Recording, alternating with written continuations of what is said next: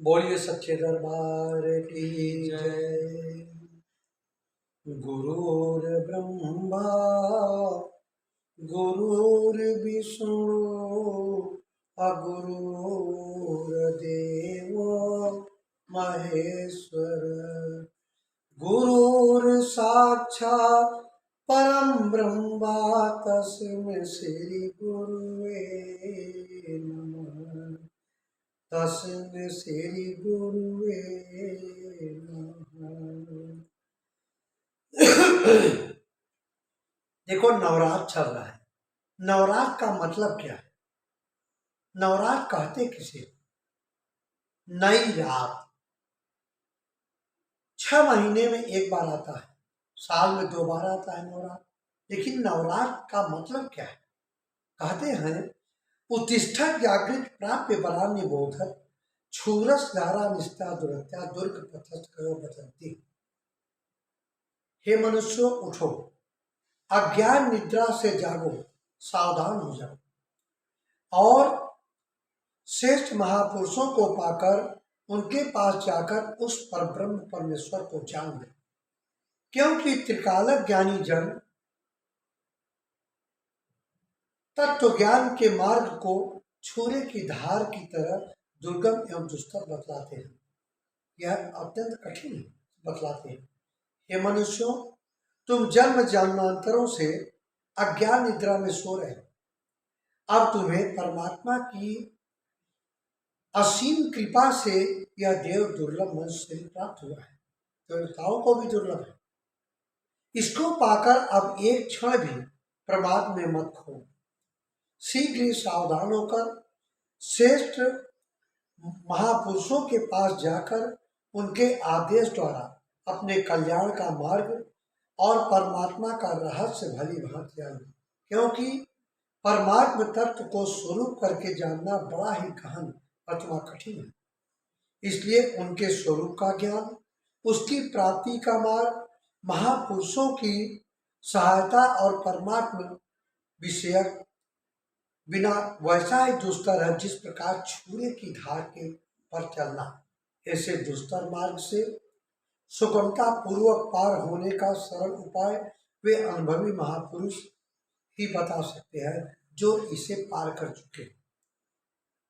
नवरात्र का मतलब है जग जाओ।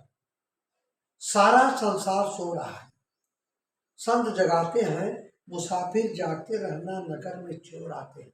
काम क्रोध लोभ मोह अहंकार हमारे शरीर को खोखला कर देते हैं। 9 दिन तो आपने देवी की पूजा किया, 10वें दिन उसको फेंक दिया तालाब में। इसका मतलब क्या है? वो देवी कह रहे हैं मैं असली नहीं हूं। तुम स्वरूप पर जाइए, अपने आत्मा को पकड़िए। कहते हैं ना, नवरात्र नई रात। वो देवी कहती है अस्तो माँ सदगमय तमसो माँ ज्योति गमय। वो देवी कह रही है वो ब्रह्म न स्त्री है न पुरुष है, वो शब्द है। शब्द में 33 करोड़ देवता का वास है। शरीर से हम और आप स्त्री और पुरुष हैं, लेकिन आत्मा न स्त्री है न पुरुष है, वो है शब्द। अष्टो माँ शब्द गमय तमसो माँ ज्योति गमय। हे माँ, असत्य से सत्य की ओर चलो, अंधकार से प्रकाश की ओर चलो। वो देवी कर रही है। अब विचार करो, देवी सवार शेर में क्यों सवार है? तुम शेर के पुत्र हो, जाको जैसे गुरु मिले ताको तैसी बुद्धि।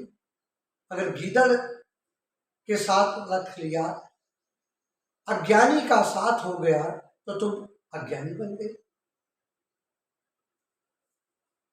अब देवी शेर में सवार है, तुम शेर के पुत्र हो।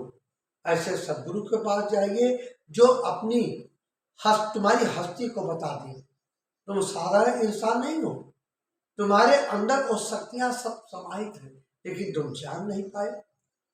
अब बताइए, देवी त्रिशूल क्यों लिया है?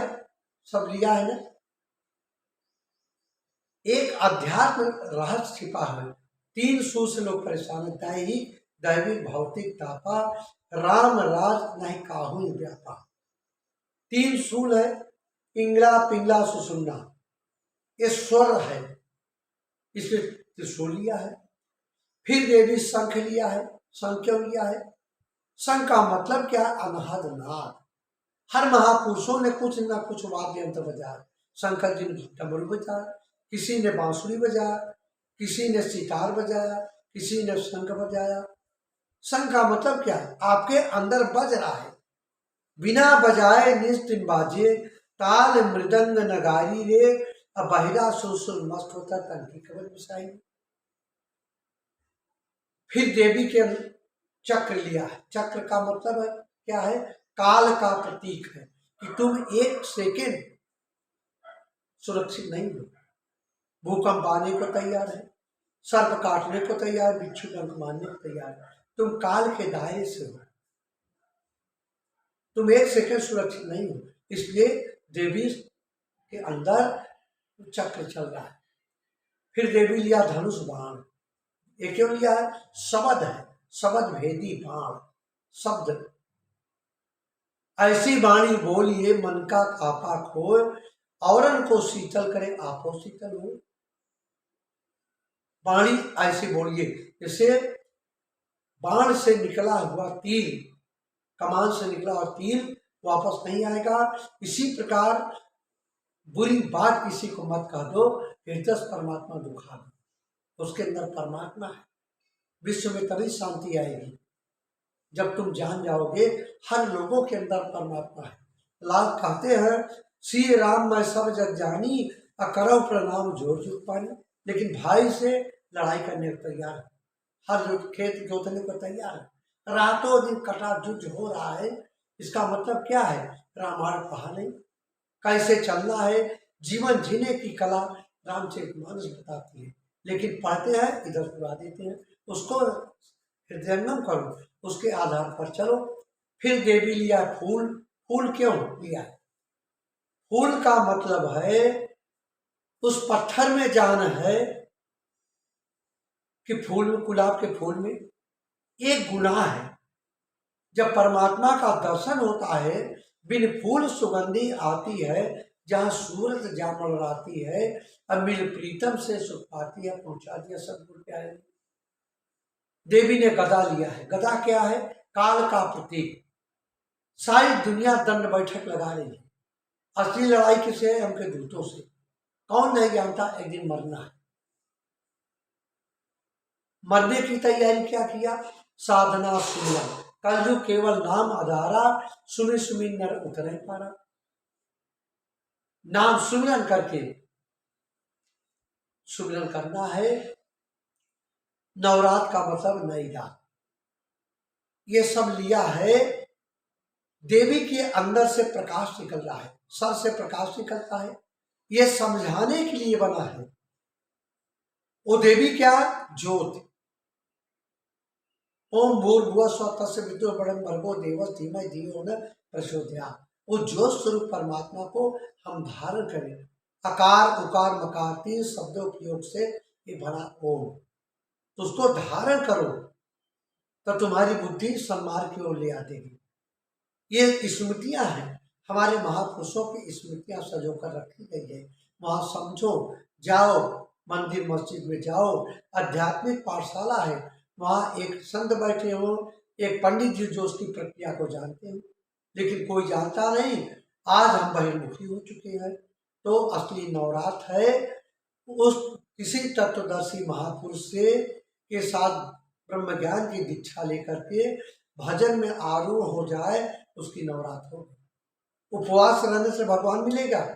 वही तो खा रहा है, वही पी रहा है, वही सुन रहा है, वही सुना रहा है। हमारे संत वैज्ञानिक थे, इसको धर्म में जोड़ दिया। 15 दिन में 1 दिन उपवास रहेंगे, शरीर का मल साफ हो जाएगा, अंतःकरण सफा हो जाएगा और खून का संचार होगा। वही खा रहा है। उपवास रहने से ऐसा लाभ है। कहो भगवान मिल जाए, कदाप नहीं मिलेगा। कल जो केवल नाम आधारा, सुबह सुबह नर उतर पारा। नाम का सुमिरन करना है, तब आपका नवरात्र हो गया। 9 दिन उपवास है। भगवान मिला कभी? साल भर में 2 बार आता, कभी मिला?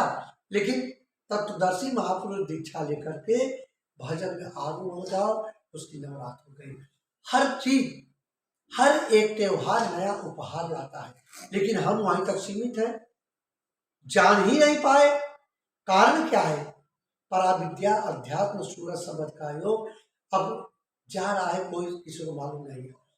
हम अपनी वाणियों पर विराम देते हैं और तुम लोग ध्यान से देखना और अपने दोस्त यारों पर शेयर करना और लोगों को जागृत करना, ये सबसे बड़ा धर्म का काम है। बोले सच्चे दरबार की जय।